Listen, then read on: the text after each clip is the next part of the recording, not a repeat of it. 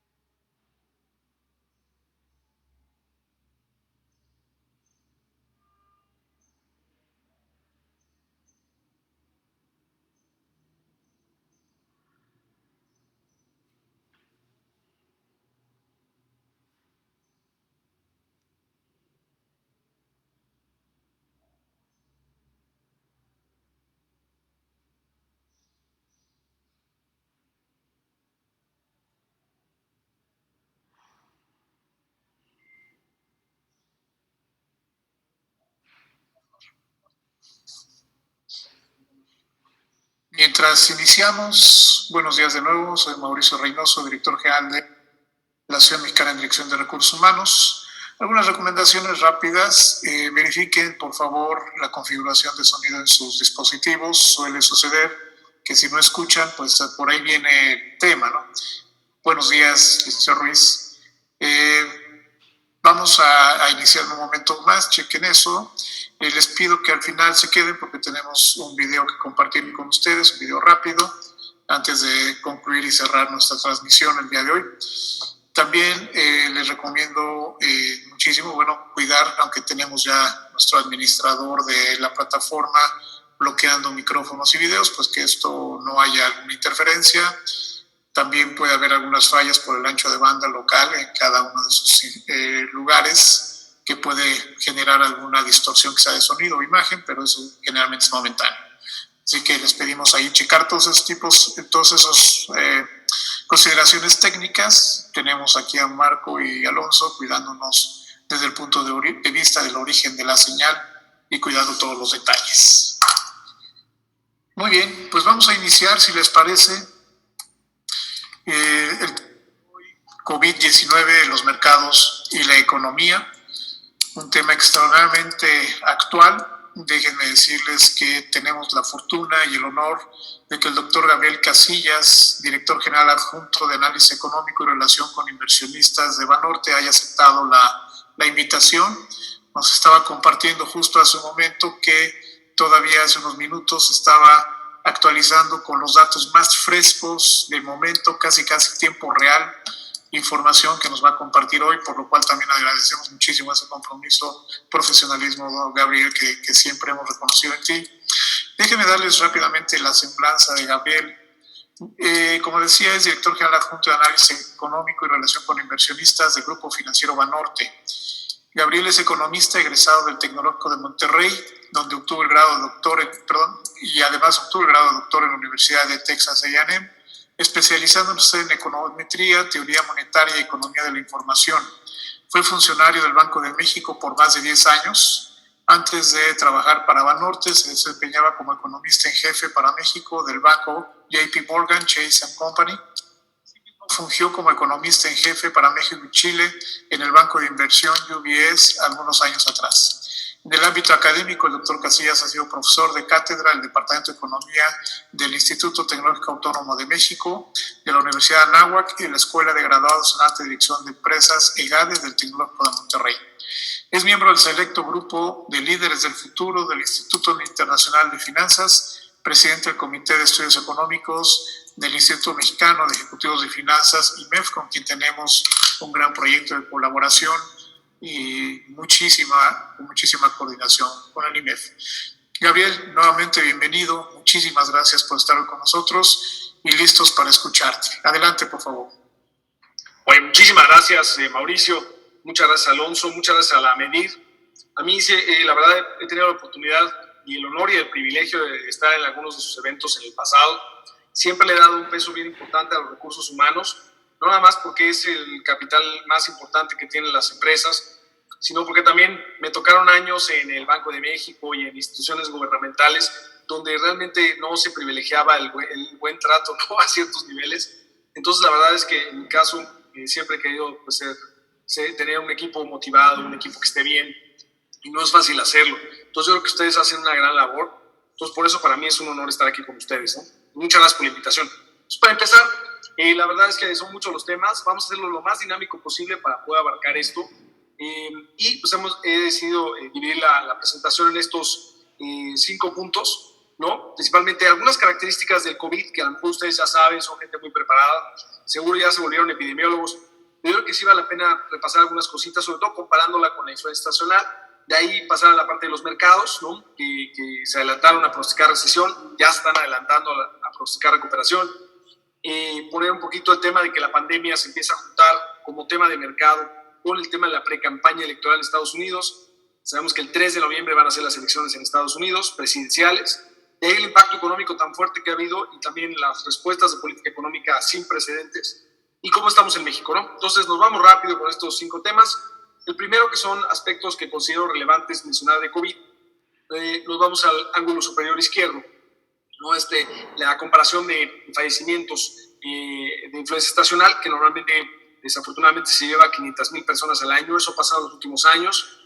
Y COVID, pues llevan 353,000 personas, como decía Mauricio hace rato, dato actualizado prácticamente hace unos minutos, muy desafortunado. Ahora, todavía no rebasa los que fallecen con influenza estacional, pero hay que mencionar 2 cosas. La primera, que esos 353,000 son de enero a mayo. Entonces, si nosotros la analizamos, es muy factible que el número de fallecimientos por COVID sea más alto que el de influenza estacional este año. Y 2, todos estamos expuestos a la influenza estacional y el COVID no, afortunadamente. Pero eso es un tema bien relevante.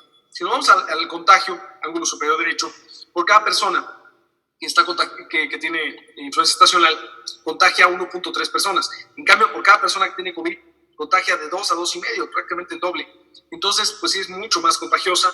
Si nos vamos a la tasa de letalidad en el ángulo inferior izquierdo, de lo que me han explicado los epidemiólogos, la tasa de mortalidad es dividir las personas que fallecen contagiadas entre la población. En cambio, la de letalidad es las personas que fallecen por contagio divididas entre las que se contagiaron. Entonces, en la influenza estacional es 0.1% y en el COVID es 2.3%. Eso es lo que dice teóricamente la OMS, la Organización Mundial de la Salud, el CDC, pero cabe señalar que si vemos estas tasas de letalidad en Estados Unidos, en Italia, en España, en México, son mucho más altas, ¿no? Van mínimo del 6, 7, 8, hasta 13% en Italia. Esto, pues como sabemos, en mucho es por la falta de pruebas. En México es mucho peor el tema de la falta de pruebas, pero en general en el mundo hay falta de pruebas. Necesitan hacer muchas más pruebas. En México, desafortunadamente, estamos haciendo menos pruebas que Botswana, ¿no? Entonces sí tenemos un problema mayor, pero todos lo tenemos en el mundo. Ahora, si nos vamos a los grupos de riesgo, que son mujeres embarazadas y personas de 60 años o más, la tasa de mortalidad o de letalidad, para la influenza estacional es 0.8 y para el COVID es 6. Que insisto, si nos vamos a Italia, esta tasa fue más o menos del 20%, casi, un poquito menos. Y eso tiene mucho que ver con si hubiera más pruebas y gente contagiada fuera más grande, pero que se recupera. En el denominador, cuando dividimos el número de fallecimientos entre el número de contagios, pues sería mayor el denominador y esa tasa que llegó a ser 18%, en teoría bajaría a 6. Y finalmente, en el ángulo inferior derecho nos vamos a la tasa de hospitalización, que para influenza estacional es 2% y para el COVID es 19%. Un punto bueno es que, si bien no se han respetado los otros números por faltas de pruebas, etcétera, en la tasa de hospitalización sí se ha respetado ese 19%. De hecho, en México estamos en 17.8%, lo cual pues indica que al menos esta estadística es buena y es importante para medir la saturación del sistema de salud. De aquí, que nos vamos a la parte de cuántas personas se contagian y cuántas llegan a fallecer. De cada 1,000 que están expuestas al virus, 900 lo pasan de manera asintomática, afortunadamente, como Juan Ramón de la Fuente, ¿no?, nuestro embajador de México en la ONU, o que fue rector de la UNAM, y 100 sí, desafortunadamente, sí presentan síntomas. Si vamos a la derecha, de esas 100 que presentan síntomas, 80 pues son síntomas similares a la influenza estacional, no tanto flujo nasal, pero tos seca, fiebre, dolor de cabeza y otros síntomas que hemos estado leyendo, unos que ni siquiera son del sistema respiratorio.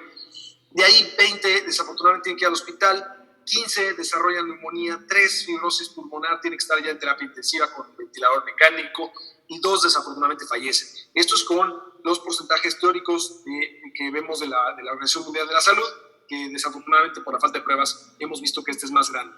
Y otro problema importante es que una vez que están las personas en respirador, desafortunadamente la tasa de recuperación es bien baja. O sea, los que entran a ser intubados, que me explicaban que no es entubado, sino intubado con I, los doctores, salen solamente cerca de entre 3 y 4 de cada 5. Entonces es muy triste el intubamiento o la intubación o ser intubado. Si vamos a la infraestructura hospitalaria en México del sector salud pública, vemos que es IMSS, INSABI, ISSSTE, Salud, Pemex, Sedena, CEMAR. Los más importantes son los primeros 5 renglones, en particular 2. Las camas de terapia intensiva, esto es la información que dio Secretaría de Salud hace un mes, no la ha actualizado, aparentemente han incrementado tanto las camas de terapia intensiva de los 2.446 que están ahí, como los ventiladores mecánicos, que son 5.523. No se necesita tener terapia intensiva para tener el ventilador, pero es importante. Y otra cosa importante de los ventiladores, como ustedes saben, es que muchas de las personas de los hospitales, tanto públicos como privados, no quieren recibir personas que para atenderlas de COVID, si no pueden tener un ventilador mecánico asignado a esa persona, porque en la medida que se les puede poner grave, entre el momento en que se les pone grave y hay que conectarlo al ventilador, a veces son minutos. Entonces, por eso es muy importante contar con esos ventiladores y personal que lo sepa utilizar. Entonces, esto probablemente sean mejores datos los que vemos. Y la otra información que la Secretaría de Salud había estado publicando de manera semanal y ahora publica de manera casi diaria, ¿no? En la conferencia de prensa a las 7 de la noche, son estas. Esta es la que presentó ayer en la noche, 26, pero al datos al 25 de mayo, de cómo está la capacidad de camas hospitalarias. A mucha gente no le parece que esto es interesante, porque dice, bueno, ok, ¿qué pasa si vivo en Guerrero, que hoy es el estado en donde tiene más saturación? El segundo es la Ciudad de México. ¿Qué hago? Mejor me voy hasta Zacatecas, ¿no? Que es o Baja California Sur, que es donde más disponibilidad hay. Pues no vienen por ahí. Yo creo que estos datos tienen 2 funciones. Una, informar, y 2, desincentivar a que la gente salga o incentivar a que se cuide. Sobre todo si estás en la Ciudad de México o en Guerrero, pues cuídate más porque hay mucha menos disponibilidad de camas. Ahora, sí es importante las camas, sin duda, pero es todavía más importante esta gráfica, es la disponibilidad con camas con ventilador, ¿no? Que como vimos a nivel nacional, hay disponibilidad del 66%, entonces ese dato no te dice mucho, pero si vamos, aquí la Ciudad de México es primer lugar de saturación, solamente queda 38% de capacidad, y la verdad es que pues, sí hay que cuidarse, ¿no? Para justamente no saturar el sistema de salud, ¿no? Es lo más importante, por lo cual se instrumentan las cuarentenas cuando no hay cura, no hay vacuna. Ahora, ¿cómo están los modelos epidemiológicos? El modelo de la Secretaría de Salud es el lado izquierdo, es el original que sacaron, que es una distribución normal, no tiene más sofisticación, y el pico lo veían en 2.000 casos diarios. Recuerden que estos casos diarios no son casos acumulados, y se veía el 8 de mayo, pues ya quedó muy rebasado. Si ven ahí la gráfica, lo azul es el modelito, lo que debió haber seguido en los días, y los rojos son las observaciones, lo que realmente ha ocurrido. Y si vemos, pues ayer llegamos al pico, quién sabe si sea el pico, ¿no? Pero fueron 3.455 casos diarios, ¿no? Ahí se ve puesto ahí.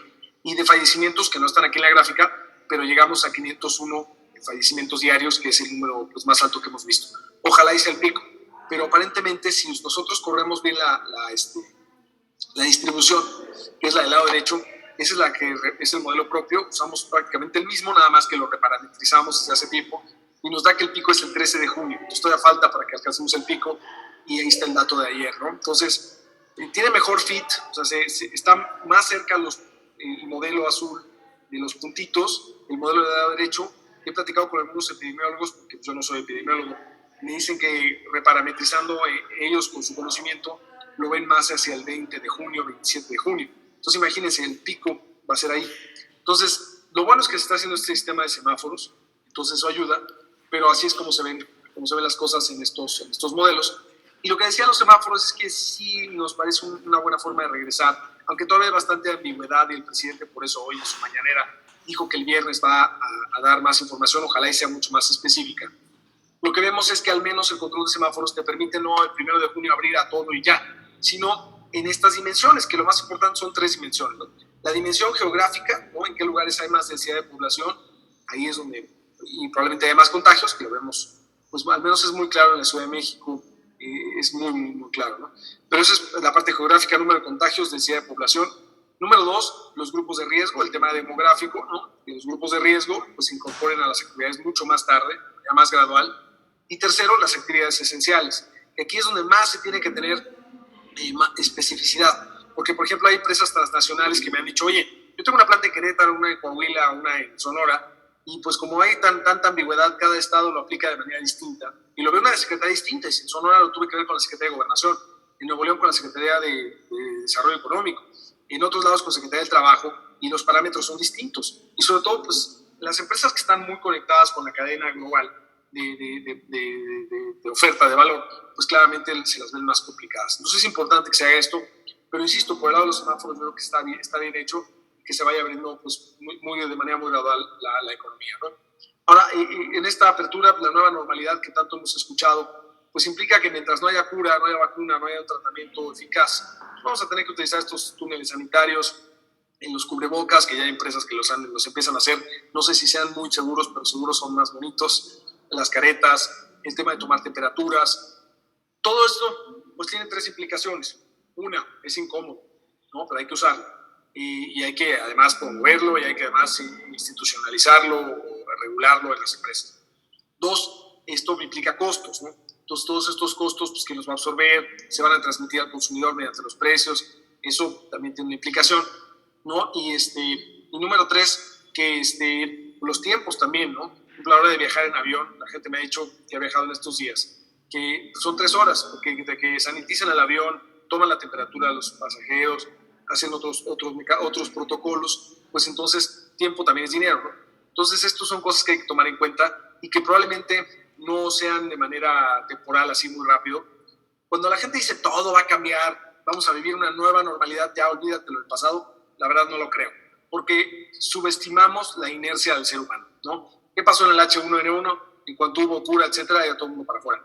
En esto sí es un poco distinto, creo que sí hay una nueva normalidad que va a ser temporal en la medida que no haya cura. En el momento que haya cura o vacuna, creo que vamos a regresar a muchos patrones de antes, pero como la pandemia ha durado tanto y las políticas de cuarentena han durado tanto, sí creo que va a haber cambios. Entonces, insisto, va a haber cambios, sí, desde nuestro punto de vista, no van a ser radicales ni para toda la vida. Hay unos cambios que durarán un tiempo, otros que sí serán más permanentes, como por ejemplo el uso de herramientas digitales, como estamos haciendo esta conferencia el día de hoy, ¿no? Digamos, aceptación del home office que nos aceptaba antes.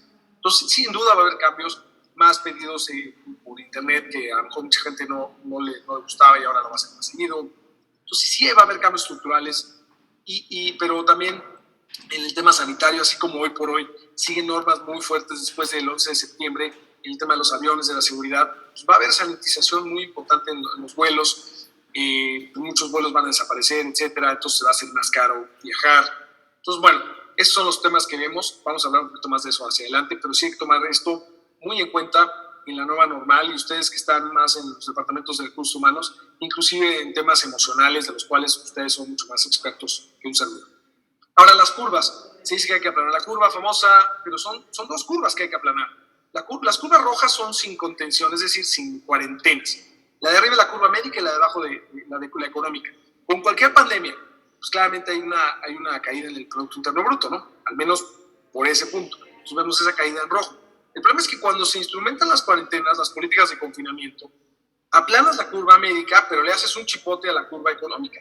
Vean, la azul arriba se aplana y abajo la azul económica pues tiene un chipote más fuerte, o sea, al contrario, menos aplanada.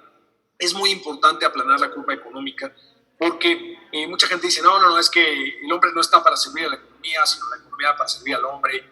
Mira, podemos hacer un debate tremendo así. Yo siento que es un debate totalmente estéril. Para mí, la economía no es algo que es parte, digamos, al lado del ser humano, sino es parte del ser humano. Entonces, tanto mata COVID como la gente que vive al día y no tiene con qué comer.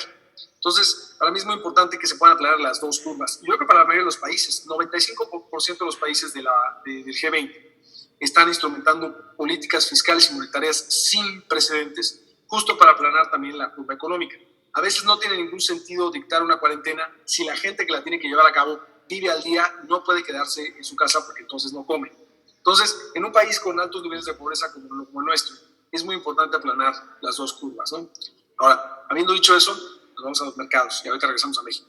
En los mercados, la verdad es que hemos visto 2 oleadas, ¿no? La primera oleada fue la de enero, un brote muy fuerte de un coronavirus, como el del SARS 2002, se pensó que iba a quedar contenido en Asia. El impacto económico iba a ser más grande, porque en 2002 China pesaba 8% del PIB global, ahora ya pesa una quinta parte del PIB de todo el mundo, y además ya no es el consumidor de 15-20% del cobre, ahora consume el 50% del cobre, el 50% de níquel, etcétera. Entonces sí se veía como un impacto económico mucho más severo, pero hasta ahí. Ahora vino la segunda oleada, ¿no? El brote, la epidemia se convirtió en pandemia, y además vino acompañada de una guerra de precios de petróleo Arabia Saudita-Rusia, que afortunadamente esa por el momento está parada, y como que hasta ahí quedó, ¿no? Son las dos oleadas de mercado que hemos visto. Ahora, no es nuestro escenario base ni la del mercado, pero lo pongo como un riesgo. Pudiera haber una tercera oleada que sea de contagio financiero. Muchos bancos, sobre todo europeos, grandes, pero que están en situación de vulnerabilidad por su capitalización, podría irles mal, ¿no? Entonces, eso puede generar pues, un problema mayúsculo, ¿no? A nivel económico. Ahora, afortunadamente los bancos centrales de países desarrollados, ¿no? Banco de Inglaterra, la Reserva Federal, Banco Central Europeo, etcétera, están haciendo todo para proveer la liquidez, y que estos bancos que no tenían problema de solvencia, pero que el problema de liquidez que están teniendo pudiera transformarse en solvencia, pues está haciendo que pudiera hacer que si no lo hacen, pues quiebren. Entonces, por eso están inyectando los bancos centrales muchísima liquidez para que estos bancos sobrevivan. Nadie quiere una quiebre de un Lehman Brothers como pasó en 2008, etcétera, que te vaya a mandar a una crisis todavía mucho más grande de la que ya la tenemos, ¿no? Entonces, por el momento, ese no es el escenario base, lo pongo como riesgo. Los mercados accionarios en el mundo, sobre todo si lo vemos con este índice representativo, índice bursátil de Estados Unidos, el S&P 500, y lo comparamos con las últimas dos grandes crisis o grandes recesiones, la de 29 y la de 2008, no se ha caído tanto, ¿no? 29 se cayó casi 90%, el valor de capitalización, en la de 2008 se cayó más de 50%, en esta se cayó 34%. Pero vean los meses, ¿no? En 29 fueron 33 meses, en 2008 10, en esta fue un mes. Entonces ya sabemos el dicho de rancho que dice que a veces mata más la velocidad que la magnitud. No, en este caso en particular, lo bueno es que no nada más ya dejó de caer, sino que se ha recuperado fuertemente. Entonces, si se fijan en enero, febrero, marzo, que los mercados se cayeron así a pedazos, realmente lo que estábamos viendo es que no había ningún dato duro de economía que dijera ya estamos en recesión. Y sin embargo el mercado se adelantó. Ahora, hoy que estamos experimentando los peores datos, ahorita vamos a ver varios espantosos, ¿no? Datos que nunca hemos visto, malísimos. Bueno, ya el mercado ya se adelantó, ya está pronosticando la recuperación. No se ha recuperado del todo, pero una recuperación bien, bien importante. Y pensamos que a pesar de que habrá volatilidad, la semana pasada, una volatilidad que si había vacuna, no había vacuna, el día que había vacuna subía, el que no había vacuna se caía. Mucha volatilidad, pero la tendencia primaria para arriba. Entonces, vean, de hecho, por ejemplo, este otro índice, el MSCI All Country World Index, es un índice de todas las bolsas del mundo. Este tuvo su mejor rendimiento mensual en abril desde 2009, ¿no? Ese 12.4%. Entonces, definitivamente ya están pronosticando una recuperación. Ahora, les digo, ya está pronosticando, pero no del todo. Si vemos la extrema izquierda, es la capitalización, ¿cuánto valen todas las bolsas del mundo? ¿No? Valían antes del COVID 88 billones de dólares, billones para nosotros, trillones anglosajones. Se cayó a 62 y ya va como la mitad.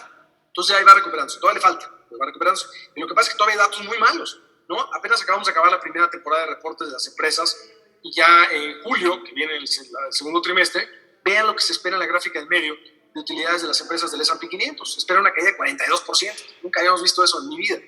Después, en el tercer trimestre de 23. Entonces, si usamos esta generación de utilidades pronosticada y lo pasamos a una evaluación del índice en la extrema derecha, ¿no? Que nos da el PU, que es el índice precio de utilidad, o sea, cuánto pagan los inversionistas dividido entre la utilidad que generan las empresas. Pues normalmente estaba en 16, 18 veces, ¿no? El precio con respecto a la utilidad, está en 22,5, se ve carísimo.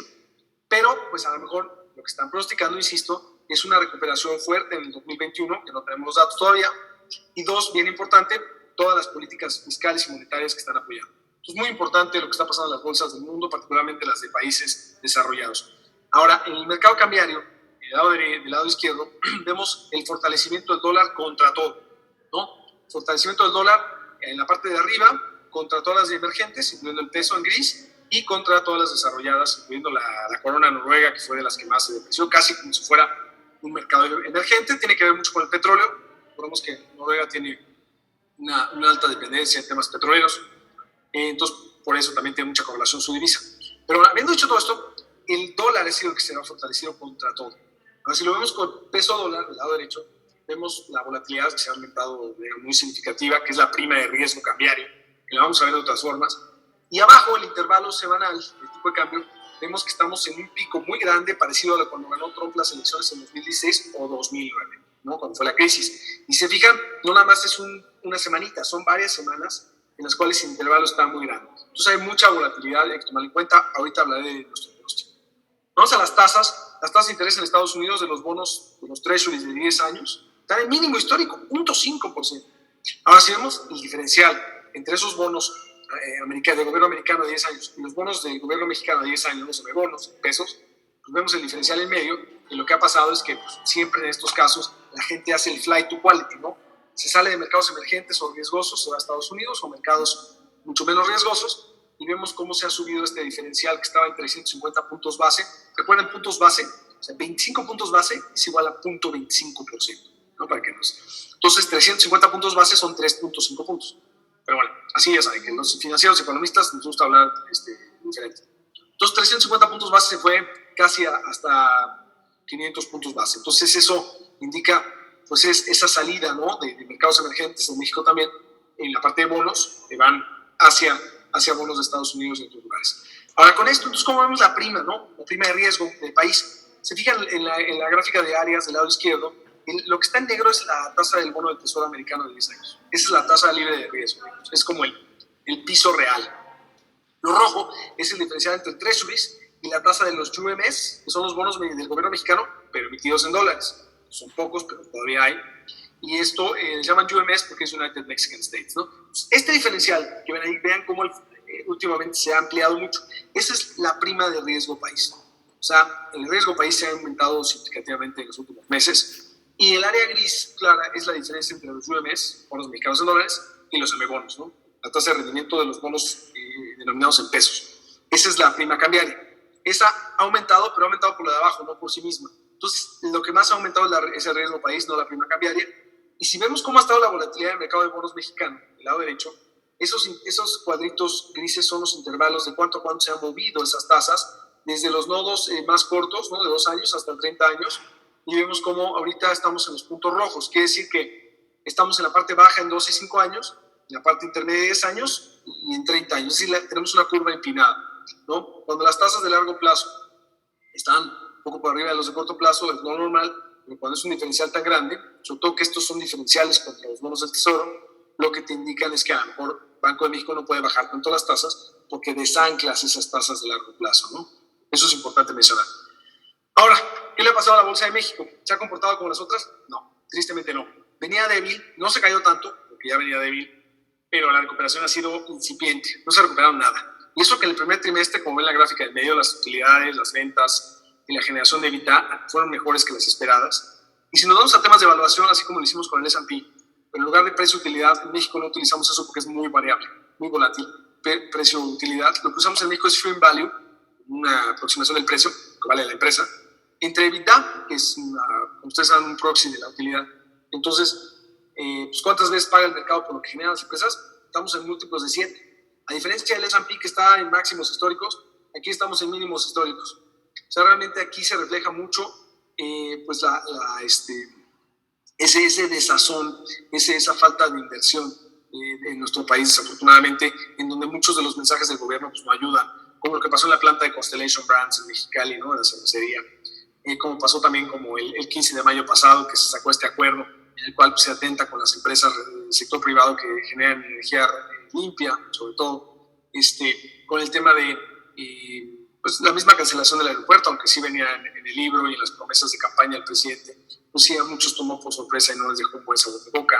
Y todas las iniciativas legislativas, desafortunadamente la mayoría antimercado, ninguna ha prosperado, pero pues todas estas iniciativas le ponen un obstáculo a la inversión, ¿no? Pues, lo que pasó, por ejemplo, con las comisiones bancarias o las concesiones mineras. Cualquier empresa que quiera poner algún banco, una empresa minera, la va a pensar 2 veces, ¿no? Porque dice, bueno, ya hubo por ahí una iniciativa en contra de...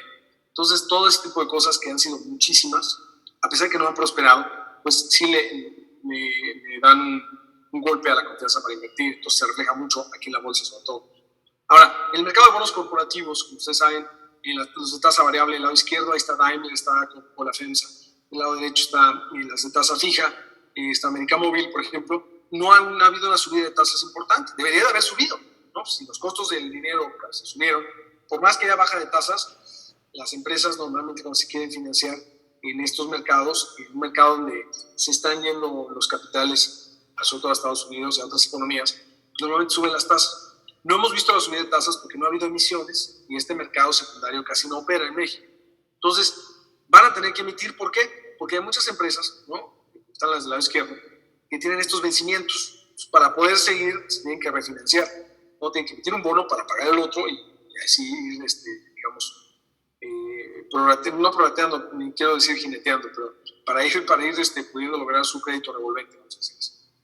Entonces, estas empresas emitieron bonos en 2017, tratando de evitar las elecciones, y ahorita les vencen. Entonces van a tener que salir a refinanciarse y probablemente suban las tasas. Ahora, es importante que aquí el gobierno entre. Hay varios programas que ahorita mencionaré que están para ayudar a este tipo de empresas y del Banco de México. Entonces, se han tardado un poco en ser instrumentados, pero son esfuerzos bien importantes para que puedan financiar estas empresas, donde si ven del lado derecho cómo están sus índices de liquidez en gris o los de apalancamiento, que tantas veces están endeudados, el rojo, pues no están en las mejores condiciones para poderse financiar de manera barata. Pero es importante que cuenten con apoyos, porque entonces si no van a desaparecer estas empresas, ¿no? Y entonces va a haber menos variedad de productos, servicios, va a subir los precios, menos empleo, y eso no queremos. Ahora, los mercados, ya para terminar la parte de mercados, se fijan mucho en la política económica, se fijan si va a haber política monetaria. Por ejemplo, ahora están preguntando si la Reserva Federal se va a ir a tasas negativas, yo no creo, política fiscal, y les gusta, ¿no? Y estamos en los mercados muy positivos porque hay un nuevo paquete fiscal en Europa por 750,000 millones de euros. Pero lo que más se fija, pero eso les dura a veces un día, dos, inclusive unas 5 horas, ¿no? Lo que realmente está viendo el mercado es política de salud pública. Cuándo se levantan las cuarentenas, cuándo se puede coexistir con el virus, y más importante aún todavía, la evolución propia de la pandemia, ¿no? Cuándo va a venir la vacuna, el tratamiento, la cura, si están disminuyendo ya de manera consistente el número de nuevos casos, el número de fallecimientos. Esto es lo que realmente le da una verdadera dirección al mercado, ¿no? Ya hay varios laboratorios como AstraZeneca que ya están diciendo que para septiembre pueden tener la vacuna. Muchos doctores me dicen que es complicado, ¿no? Porque necesitan muchas pruebas, etcétera, para que no vean que la vacuna va a salir peor que tener la enfermedad. Entonces, yo sería muy escéptico en esto y mejor me planearía que va a durar más tiempo el tema, ¿no? De aquí, última de lámina de mercado, que es el diferencial 3 meses, 10 años. Este diferencial de las tasas del Tesoro americano, pues normalmente un bono de 10 años, que te paguen 10 años lo que tú pagaste por él, ¿no? A pesar de que te paguen unos cupones semestrales o trimestrales, pues la tasa de rendimiento comparable debe de ser más grande que la del bono de 3 meses. Es lo normal. Si restamos la tasa de 10 años menos la de 3 meses, nos da siempre el terreno positivo, casi siempre, como está en la gráfica ahí, están bien. Pero hay momentos en que la tasa de 10 años se va por abajo de la de 3 meses. Son momentos muy pocos días, muy pocas horas en algunos casos, pero una vez que se invierte, es el mejor predictor de que viene una recesión. Por alguna razón, siempre ha sido el mejor predictor de los 60 para acá. El 22 de marzo del año pasado se invirtió esta relación, o sea, cayó en terreno negativo y ya estamos en recesión. Nadie pudo haber pronosticado una pandemia o algo así, pero curiosamente este es un predictor inequívoco de las recesiones. Y aquí nos vamos un poquito a la parte de que se está traslapando el tema de la campaña, el tema de la pandemia con la campaña electoral de Estados Unidos. Sabemos que hay elecciones el 3 de noviembre y bueno, ahí les pongo unas teorías de la conspiración que dicen, bueno, a ver, ¿por qué en cada elección de Estados Unidos hay una epidemia, una pandemia? Son coincidencias desde mi punto de vista, pero lo dejo ahí porque es lo que se dice. Pero a ver, Trump contra Biden, ya sabemos los candidatos.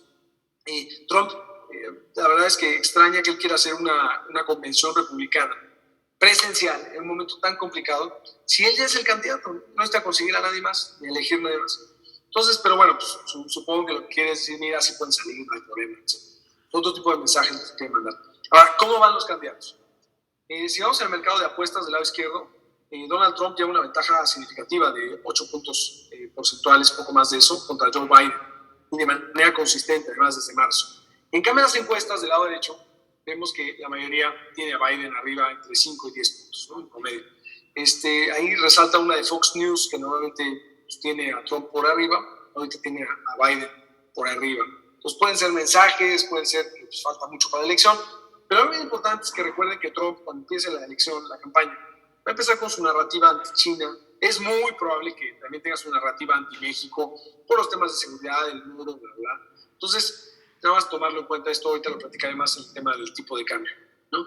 Ahora, si vamos al impacto económico que ha habido en el mundo y la respuesta de política, el Fondo Monetario Internacional en su reunión de hace más o menos una semana, cambió su pronóstico de PIB global, traía 3%, 3.3%, y prácticamente le cambió el signo, ¿no? A -3%. Es la peor crisis, desde 1929. Vean lo que pasó en el 2009, menos 0.1, ni se ve tanto comparado con lo que va a pasar ahora. Entonces, sí es una crisis sin precedentes o al menos parecida a la de 1929. Ahora, la gráfica a la derecha, esa la construimos nosotros, es con los mismos datos del Fondo Monetario, cuántos países van a estar en recesión. Entonces, de los 80 para acá va, el promedio era 28, en 2009 fueron 91 países, ahora este año se piensa que van a ser 154. ¿Cuántos países son? Son alrededor de 200, poquito menos, que son miembros del Fondo Monetario Internacional y que representan el 99% del PIB global. Bueno, pues 154 de esos casi 200 países son los que van a estar en contracción este año. Entonces, ahora, datos oportunos, no duros, datos oportunos basados en opinión, que son los índices PMI, ya vieron una caída muy fuerte. Vamos a ver como muchas gráficas viene así como una línea así, como algo de volatilidad y de repente se chorrea, ¿no? Lo mismo que estamos viendo aquí en los PMIs. Algo importante es de China, si bien es en amarillo, no tiene nada que ver con el tema racial, así salió la gráfica, baja y ya se regresó, que es donde empezó el brote y se supone que ya acabó. No ha acabado todavía del todo, pero pues eso te debe dar algún aliciente que las cosas van a ir mejor cuando acabe. El problema es que estos datos, pues, siempre ha habido mucho escepticismo de los datos de China. Ahora, sí hay datos duros que ya se han publicado. Luego está el PIB de China, el primer trimestre, el de la eurozona de Estados Unidos. China, ese menos 6.8 que ven ahí en rojo, es la peor, no nada más la peor caída que ha tenido China en su historia, desde que se publica el PIB en el 92 para acá, sino es la única caída. Entonces, imagínense lo fuerte que fue. Ahora, en China salió el brote, entonces claramente pues, les pegó todo el primer trimestre. Si nos vamos a Europa con ese menos 3.8, el problema es que cada quien lo reporta como quiere. Este es trimestre a trimestre. El de China es año a año, ¿no? El primer trimestre de este año contra el primer trimestre de 2019. En el caso de Europa es el primer trimestre de este año con cuarto del pasado. Lo desestacionalizan y lo que quieran, pero no es comparable. Y si no, en Estados Unidos no nada más es el trimestre a trimestre, ese menos 4.8 es anualizado, multiplicado por 4. Entonces, para hacer todo comparable, vamos a utilizar el menos 6.8 año a año de China, vamos a utilizar el menos 3.2 de eurozona, que es año a año. Vean cómo en China pues, todo le tocó el primer trimestre, en Europa le tocó una muy buena parte en el primer trimestre y parte le va a tocar el segundo. Y Estados Unidos en el primer trimestre ni siquiera tuvo caída anual, tuvo un incremento, un más 0.3%. Entonces, en Estados Unidos lo que pasa es que todo le tocó poco en el primer trimestre y le va a tocar muchísimo, muchísimo en el segundo trimestre. Entonces, comentario ahí en ese sentido. ¿Cómo va a ser la recuperación? Se habla de la B chica, de la U, de la L, de la W y un chorro de letritas. La verdad es que lo que más se está manejando es el famoso swoosh o swoosh de Nike, ¿no? La palomita de Nike. ¿Por qué? Porque como una vez que abre, o sea, cuando te cae muy fuerte y no hay desbalances, no tenías desbalances, las familias muy endeudadas, las empresas, como es ahorita en general en el mundo, pues puedes tener una recuperación en B chica. El problema es que como no todas las industrias van a poder abrir rápido al unísono, cuando abres todo, ni todos los sectores, ni todas las partes del país, sobre todo el tema de sectores es muy relevante, porque hay sectores que van a poder abrir rápido, sectores que van a abrir lento, y sectores que no van a poder abrir todavía por tiempo. Sobre todo las actividades que impliquen aglomeración, turismo, gimnasios, conciertos, ¿no? Transporte. Entonces, por eso se ve la famosa palomita de Nike. Ahora, para México, desafortunadamente, nosotros vemos la Wiggle Bee, que no encontraron una traducción en español buena, pero es una caída rápida, un regreso lento y además no regresas de donde estabas, ¿no? Entonces, esa es la parte que es más es triste de nuestra economía. Ahora, ¿cómo está el tema de las empresas y de los sectores? Bueno, como que encontramos 4 impactos, positivo hasta muy negativo. Positivo en el ángulo superior izquierdo son las empresas que sí han podido seguir operando a pesar de la pandemia, pero que su actividad inclusive les fue mejor. Amazon le ha ido mejor, Netflix ha aumentado su número de suscriptores de manera significativa, las empresas que llevan comida a los domicilios como Rappi, les ha ido muy bien, las de Telecom como Zoom, que estamos usando aquí, impresionante, y el valor de Zoom en la bolsa pues, es más de 5 o 6 de las más grandes aerolíneas del mundo, los productos de limpieza, sanitización e higiene. Ahora, hay empresas que les ha ido ligeramente negativo, ¿no? El ángulo superior derecho, que vemos que son las de autoservicio, algunos fabricantes de alimentos y de ropa les ha ido más o menos bien. Ahora, las de impacto negativo, las que no pudieron operar en la pandemia, pero que pueden abrir rápido, que son las tiendas departamentales, los restaurantes. Ahora, si vemos las ventas de ANTAD en abril, que se cayeron 22%, las de autoservicio crecieron 8%. No les suena nada mal. Pero las departamentales, Liverpool, Palacio, se cayeron 72% las ventas. Es tremendo. Bueno, ahora, el último tema en el ángulo inferior derecho es el impacto muy negativo, ¿no? Empresas que no han podido operar y que ya cuando abran la economía tampoco van a poder operar, van a operar de manera muy, muy gradual, todo lo que implica aglomeración, como dije, turismo, conciertos, aviones, etc. Entonces es la que desafortunadamente viene pues, más golpeada en ese sentido. Ahora, de este impacto económico tan fuerte viene la respuesta de política económica, el lado monetario primero, que más de 64 bancos centrales del mundo han bajado tasa, verde es México, y no nada más eso, sino que ya saben, en economía todo eso, precio o cantidad. Si el precio del dinero es la tasa de interés, si ya la bajaste a cero, muchos no quieren dar el salto negativo, algunos negativo un poquito, pero cuando ya lo puedes seguir estimulando ahí, entonces estimulas por el lado de la cantidad, entonces tú puedes imprimir billetes, hacer estos estímulos cuantitativos, como lo han hecho los bancos centrales de países desarrollados, ¿no? El FED, el Banco Central Europeo, el Banco de Japón, etcétera, que están además haciendo eso de manera sin precedentes. Tal es así que vemos el FED en la extrema izquierda, la Reserva Federal de Estados Unidos, cuando para inyectar liquidez compra activos, no compra bonos, y al comprar bonos va inflando el balance. Vean, el balance ya está en 6.9 billones de dólares para nosotros, trillones anglosajones, y además se espera que para fin de año termine en 10 billones. Entonces, es tremendo, con las tasas además en cero, que eso sí, han sido muy escépticos en tasas negativas. Ahora, del lado fiscal, unos paquetes sin precedentes, podemos hablar de mucho en el mundo, Alemania, etcétera, hasta Perú, etcétera.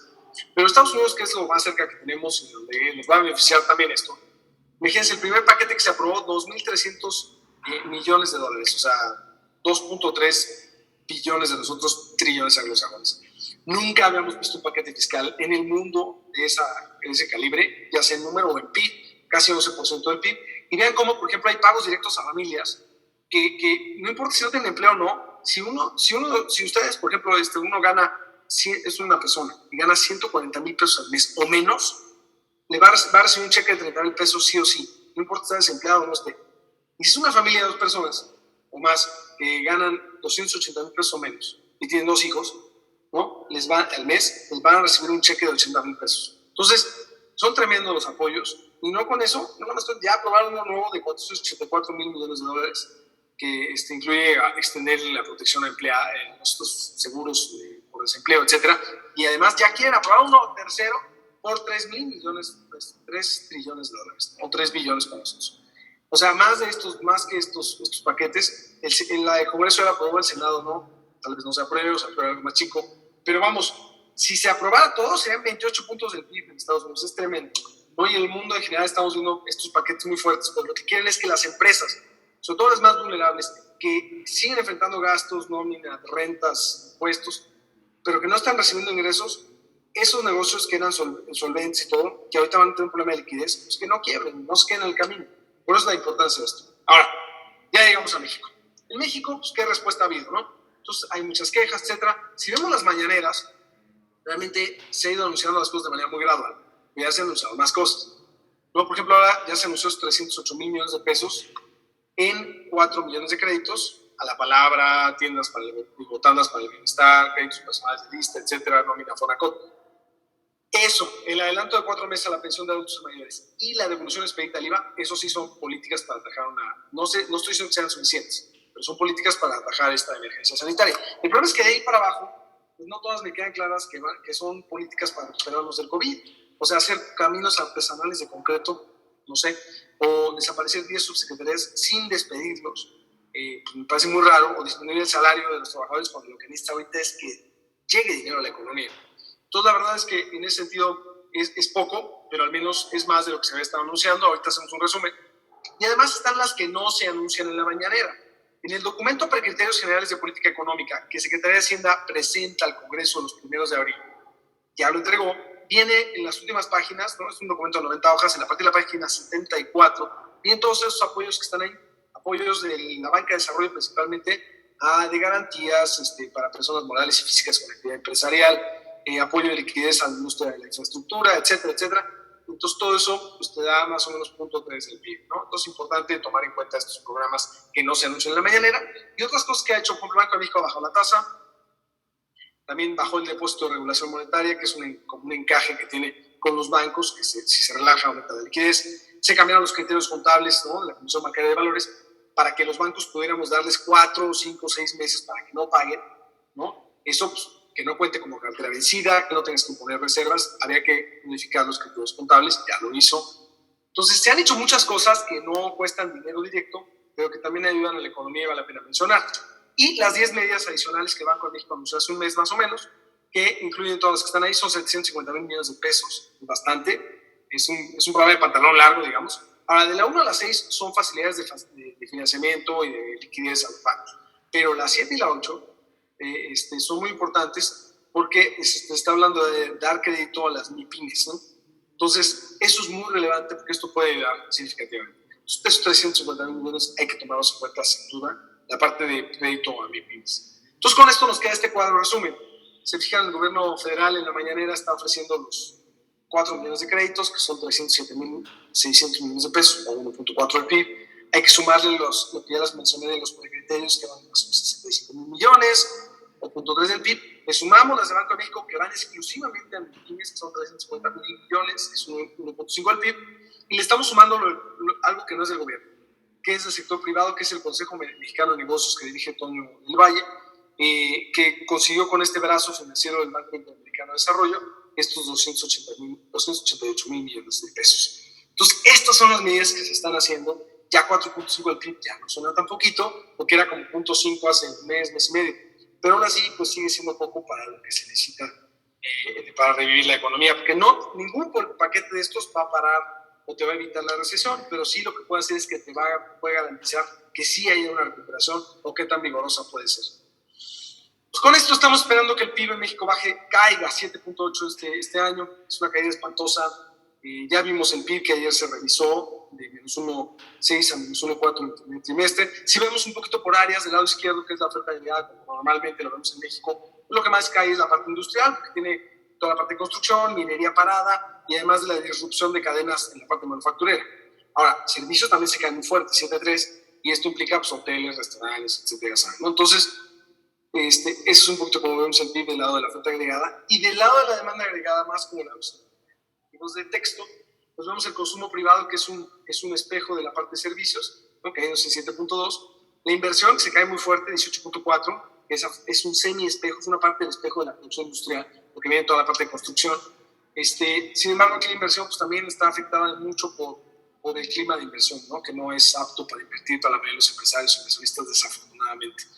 Ahora, el gasto del gobierno vemos que se cae. ¿Cómo que se cae? Se está diciendo que va a aumentar. Claro que va a aumentar. Lo que pasa es que cuando tú como gobierno das transferencias directas a las personas, por programas sociales, por lo que quieras, eso se contabiliza en el consumo privado. Entonces, para no doble contabilizarlo, se suma el consumo privado, pero se resta en la parte de gasto del gobierno y por eso es una caída, pero no es que caiga el gasto del gobierno, ¿no? Y las importaciones y exportaciones, ahí las caídas, lo único que te demuestran es que pues, sí, está una disrupción bien importante en toda la cadena de suministro del Tratado de Libre Comercio principalmente, por eso las caídas en ambos casos. Lo bueno es que mucho de lo que exportamos lo hacemos con productos intermedios o insumos intermedios importados. Entonces esto hace que cuando se caigan las exportaciones, también se caigan las importaciones, y entonces por el lado del déficit no suba ni baje mucho, y eso te blinda un poco el tema de los flujos internacionales. Ahora, el problema del 7.8 es que es la peor caída que vamos a tener desde los 80s y 90s. ¿No? Muchos de ustedes seguro están muy jóvenes y no se acuerdan, pero otros seguro lo vivieron en un servidor. En los 80s y 90s fueron espantosos. Entonces, imagínense que ya se ven como niño de pecho esas caídas de PIB comparado con el menos 7.8, o a lo mejor es un poco más, como este año que vamos a vivir. Y tomamos las peores, ¿no? 83, 95, 2009. Aún así se ve espantoso ese menos 17% del PIB en el segundo trimestre. Ahora, no sé si en la Reforma, en el Norte, en el Mural, hayan leído en primera página ayer que venía que JP Morgan pronostica menos 40 en ese segundo trimestre. Ese no es comparable con este, porque ese es trimestre anualizado, y el mío es año a año. Entonces, si lo hacemos trimestre anualizado, menos 17 año a año, me da menos 55, o sea, peor del menos 40 que trae JP Morgan, como comentaba al margen. Ahora, ya tuvimos datos del primer trimestre, ahora ya empezamos a tener datos del segundo trimestre, al menos del inicio de abril. Vean la caída del empleo formal, seguro la vieron, cayeron 555,000 empleos.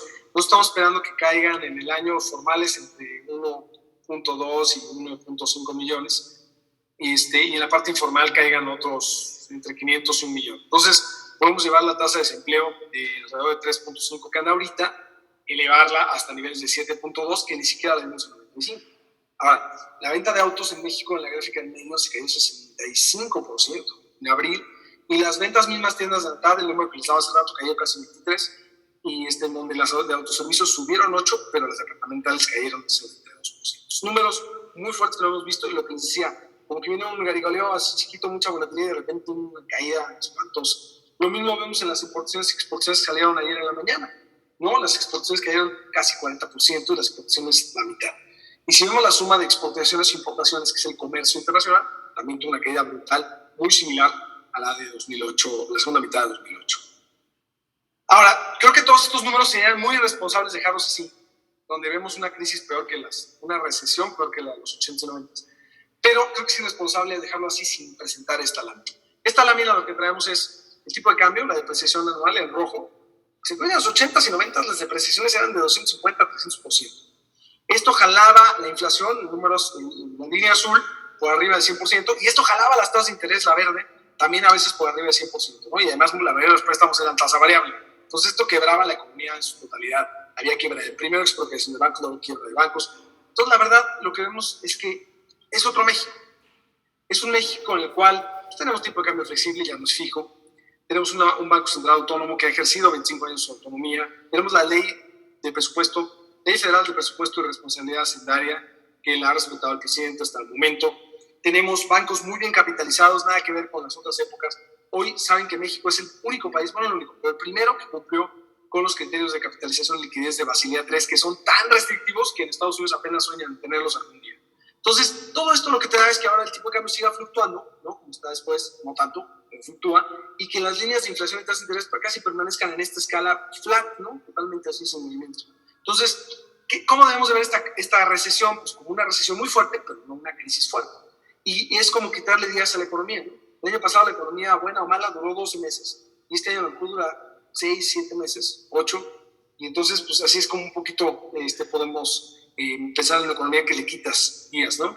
Entonces, en ese sentido, el problema un poquito de hacia adelante, cómo son las perspectivas, es que, pues, desafortunadamente ha habido mucha narrativa en contra de la inversión privada, y pues eso no ayuda a crear confianza, ¿no? En particular, por ejemplo, vemos este acuerdo de la Secretaría de Energía del 15 de mayo pasado, que suspende la entrada de operación de plantas de energía renovable, no los que estaban haciendo las pruebas, les iban a dar fecha para hacer las pruebas, ya quedó sin pruebas indefinida, y las que ya tenían la inversión y generaban, que cuando había un pico de energía eléctrica entraban estas, ahora no, ahora ya van a entrar primero en el orden de prelación las de combustorio del CFE, que son mucho más caras, casi 10 veces más caras de generar la electricidad, y además pues son muy contaminantes, ¿no? Ahora, el tema de estas plantas es que en México, por la densidad de nuestro petróleo y por el contenido de azufre, se hace mucho combustorio, ¿no? Es una parte de lo que queda de la gasolina, y este combustorio se le vendía a los barcos en el mundo, y este año se prohibió la venta de combustorio. Entonces, un poco, como Pemex no tiene a quién venderle el combustorio, pues se le vende a CFE, que ahora va a poder entrar en los picos. Lo bueno es que esto que escribieron en la Secretaría de Energía, pues viola varios principios, ¿no? Y sobre todo que es un acto de autoridad, es pues abajo de los reglamentos, abajo de las leyes, abajo de la Constitución, y como viola el principio de constitucionalidad de no retroactividad en prejuicio de una persona o una empresa, entonces es por eso que es factible que haya muchos amparos, ya ha habido muchos amparos, ya han dictado suspensión de este tipo de cosas. Pero de todas maneras, todos estos temas pues, van restando confianza a la inversión. Esta ya la dije, esta la voy a soltar, y voy ya a los últimos pronósticos para irnos a las preguntas. Pronóstico tipo de cambio. Tenemos 22 para fin de año, lo tenemos desde hace mucho, no es porque ahorita estamos ahí.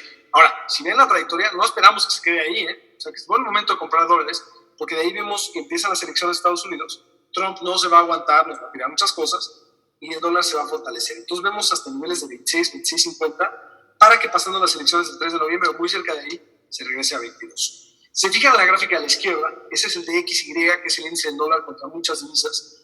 Cuando está en verde, quiere decir que se fortalece el dólar.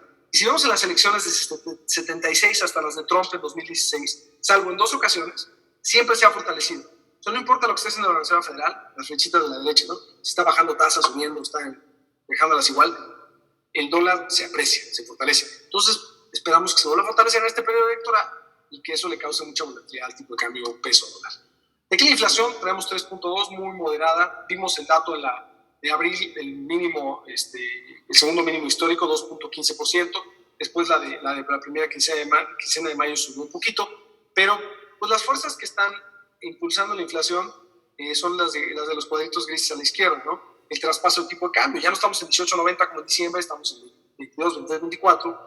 Eso implica pues, un incremento de los precios, no tanto como antes. Lo gris clarito, que es las interrupciones de la cadena de suministro, han generado pues, escasez de algunos productos que han subido de precio. Lo más claro es los productos de limpieza y sanitización.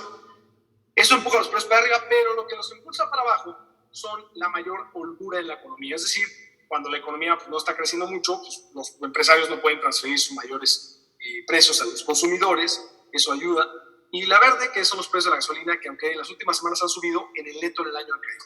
Por eso traemos 3.2% para fin de año. Y con esta caída del PIB tan fuerte, con la inflación moderada, vemos tasas de interés que Banco de México pueda seguir bajando tasas, ¿no? Está en 5.50, esperamos que la bajen otros 100 puntos base, tal vez 50 en junio, 50 en agosto, o 50 en una reunión no programada y luego 50 en junio. Entonces, eso es muy factible que pase. De ahí a que bajen más, podría ser, pero veo un problema, las elecciones en Estados Unidos. Entonces, a lo mejor llega a 4.50, y como las elecciones de Estados Unidos empiezan a ponerle mucha presión al tipo de cambio, el Banco de México para. Y después de las elecciones, tal vez el año que entra, si las cosas siguen pues, muy débiles y la inflación sigue muy bien comportada, a lo mejor vuelve a bajar un poquito más hacia el 3%. Parecido a lo que pasó en el 2009, que bajó 4.5%, se esperó un ratito y luego la bajó más. No porque pasó en esas fechas, pensamos que va a pasar ahora, son circunstancias distintas, pero curiosamente podría pasar cosas similares. Ahora, en este tema fiscal hay mucho que decir, pero me voy a enfocar en una sola gráfica, que es la del medio abajo. Aquí le hago zoom. Se fijan, vean lo que dice recursos para combatir COVID, ¿no? Para atajar la emergencia. Es gasto, le ponemos negativo porque es el lado del gasto, ¿no? Entonces, ingresos positivos, gasto negativo para el déficit. Perdón, le están asignando 1.6 puntos del PIB a los recursos para atajar COVID, que es exactamente lo que vimos anunciado en la suma de la mañanera más lo que no se anuncia de políticas. Entonces, por eso ya no esperamos que haya muchas más, a menos que haya un ahorro en alguna dependencia y ese se vaya a este tipo de cosas, o que una empresa grande como Walmart, que pagó más de 8 mil millones de pesos de impuestos, de repente pues, regrese un dinero así, ¿no? Pero bueno, eso es lo más importante de la parte de fiscal. Y bueno, llegamos a la última lámina antes de las conclusiones, que son las calificaciones crediticias del país, ¿no? Muchos están diciendo, va a perder ya grado de inversión México este año. Yo no creo. Vean, Fitch, Standard & Poor's y Moody's son las tres más grandes. La calificación donde está el escudo nacional es la calificación soberana, la calificación de la deuda del gobierno federal. Donde está Pemex es Pemex. Entonces, vean, Pemex ya perdió grado de inversión. Necesitas dos calificadoras que te califiquen arriba de la línea punteada de inversión para ser considerado grado de inversión. Pemex, como ya le bajó Moody's, no es considerada grado de inversión.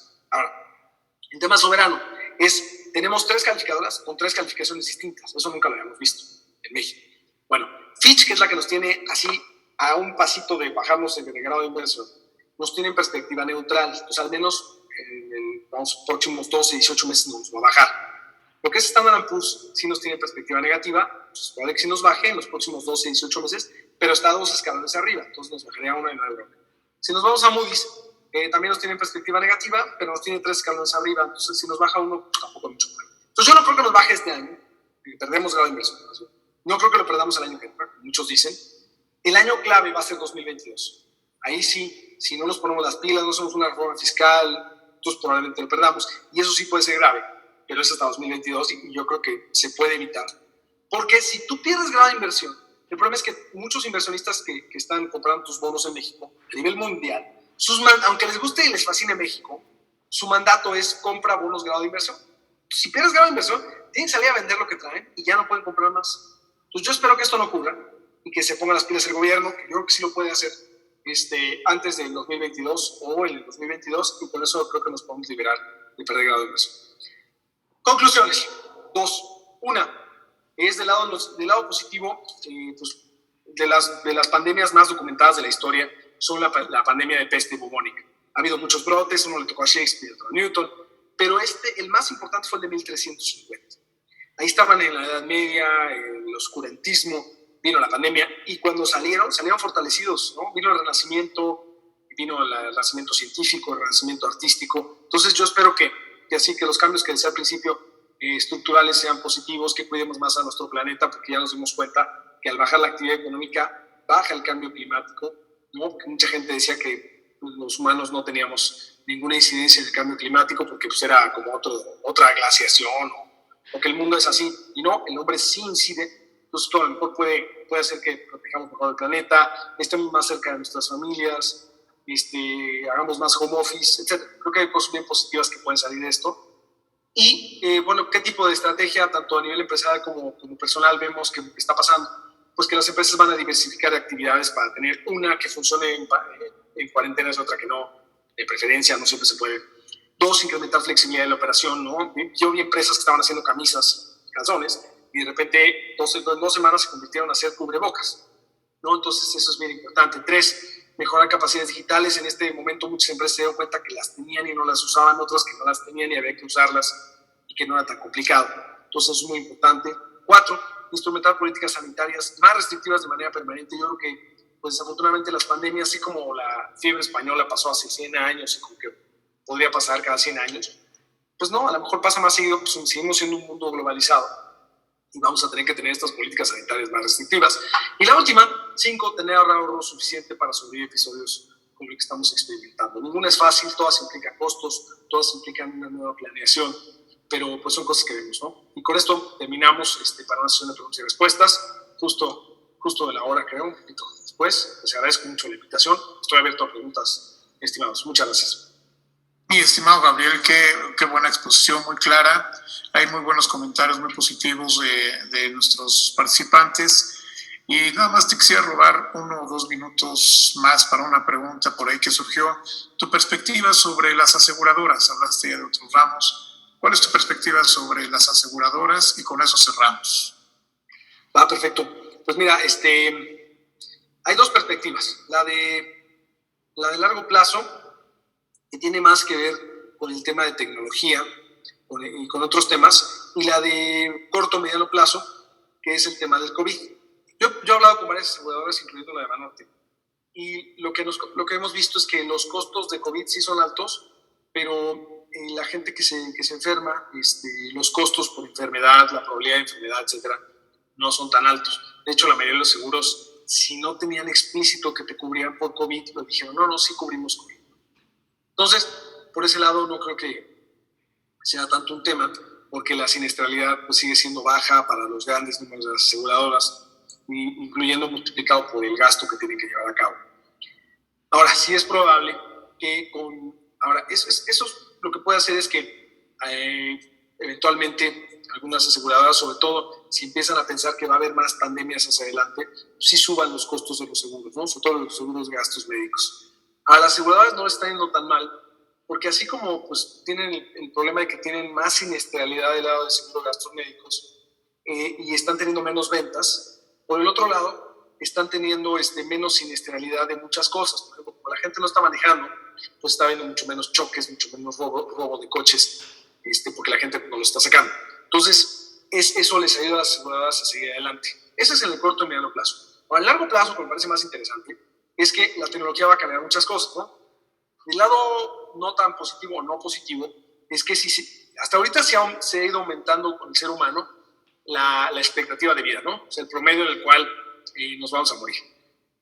Pero lo que podemos llegar a ver en pocos años es que a lo mejor no nada más se aumenta la expectativa de vida, sino se aumenta el tope de vida. O sea, si el tope de vida es 120 años, ¿no? Que muy pocos llegan, pero llegan, a lo mejor se aumenta a 150, 170 años y la expectativa de vida se aumenta a 150 años. Entonces esto sí va a cambiar muchísimo las políticas de seguro, el lado negativo, porque entonces imagínate cómo pueden ser, cómo te pueden seguir protegiendo para seguro de gastos médicos cuando pues, vas a estar en esas edades.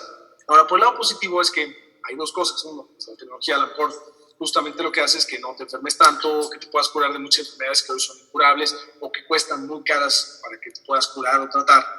Y por el otro lado es que pues cada vez hay más medición de todo, ¿no? En el celular, pues, cuánta gente ya no se mide los números de pasos, las calorías, etcétera. O sea, a lo mejor si tú aceptaras a las aseguradoras que les vas a brindar tu información de lo que comes, del ejercicio, de la actividad que haces, etcétera. O sea, a lo mejor se puede ajustar tu prima de riesgo, de manera que si tú eres una persona menos riesgosa, pues baje tu prima de riesgo. Entonces creo que las aseguradoras se van a ir moviendo hacia esos dos tenores, ¿no?